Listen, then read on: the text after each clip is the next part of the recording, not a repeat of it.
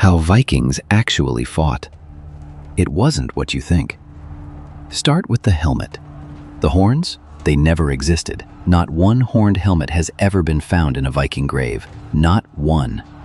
The horns were invented 1,000 years later for the costumes of a German opera. And the screaming, wild-eyed charge from the movies? On a real battlefield, that was a good way to die in the first minute.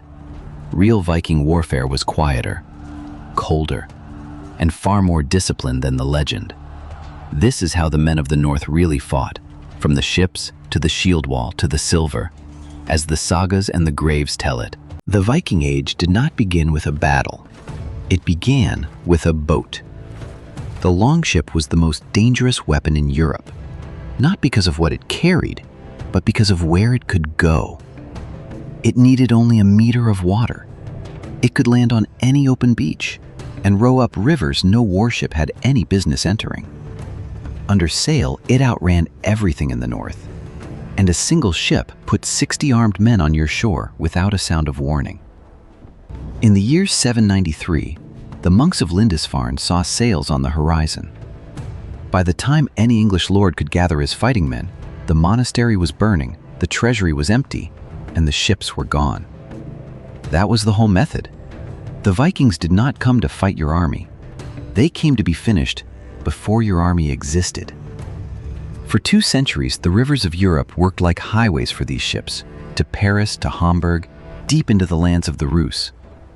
And where the river ended, they lifted the boats out of the water, dragged them overland on rollers of timber, and kept going. Take away the dragon prow, and the Viking Age simply doesn't happen. The ship made the Viking. But sometimes the army did arrive, and then came the shield wall. The sagas call it the skjaldborg, the fortress of shields. Round shields of lindenwood overlapping edge over edge, a fence the length of the battle line. Behind it, every man's life depended on the man standing beside him. Forget elegant swordplay. A shield wall battle was a shoving match.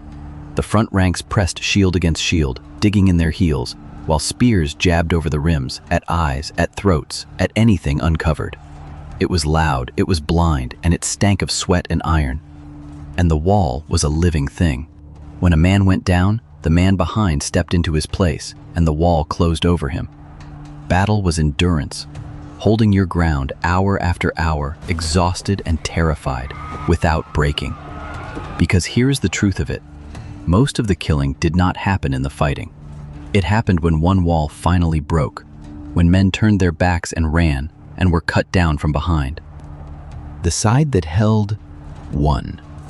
The Vikings did not win because they were wilder than their enemies. They won because, more often than the men facing them, they were calmer. Now look at what they actually held. Forget the sword. Start with the spear. The spear was the true weapon of the North, cheap to forge, deadly in a wall, and found in more Viking graves than any other weapon. And remember your myths. The god of war himself carried Gungnir, a spear. The hammer belonged to Thor, but the battlefield belonged to the spearman. Then the axe. Every farm in Scandinavia had one, which meant every farmer was already half-armed. And in time it grew into something terrible. The great 2-handed Dane axe, tall as a man's chin, a weapon that could split a shield, and the helmet behind it in a single blow. The sword? A sword was not a weapon. It was a fortune. A pattern-welded blade cost as much as a small farm, so swords belonged to chieftains.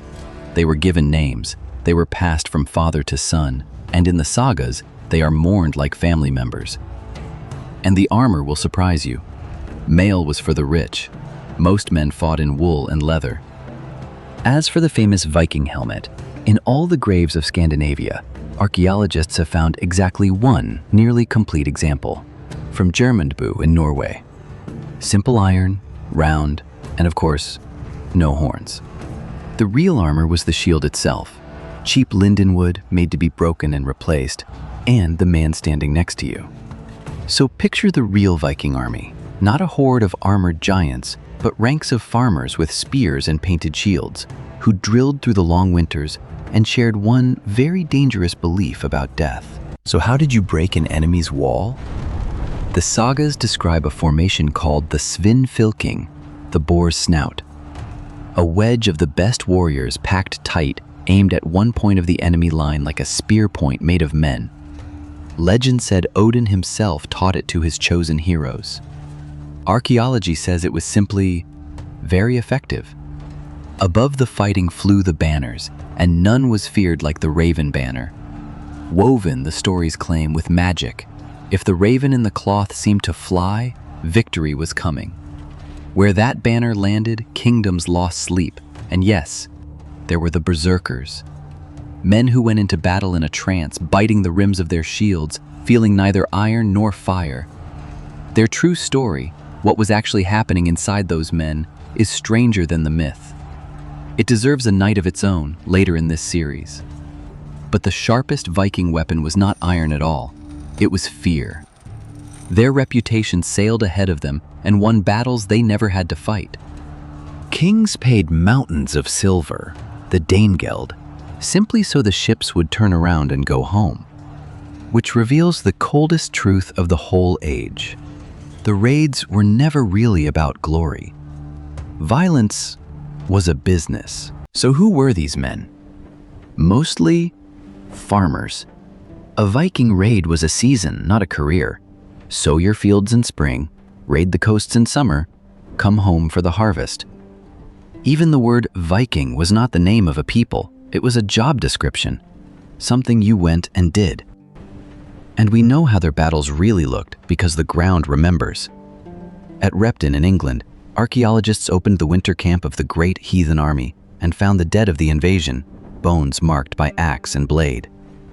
And in a burial mound at Gjermundbu in Norway in 1943, they found that one famous helmet, buried with the warrior who had earned it. But the deepest weapon of the North was belief. As we saw in the tale of Odin, a man who dies fighting goes to the hall of the Allfather. A Viking who kept his courage lost nothing that mattered, and his enemies could feel that he believed it. Courage was not a virtue in the North, it was a religion.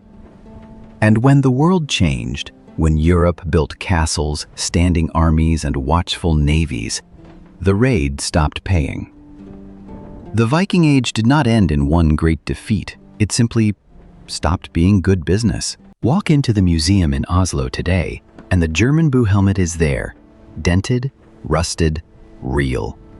In the halls nearby stand the great ships themselves, lifted whole out of the burial mounds of kings. Norwegian school children stand in front of them, the way we are sitting around this fire. And the old warrior words never left.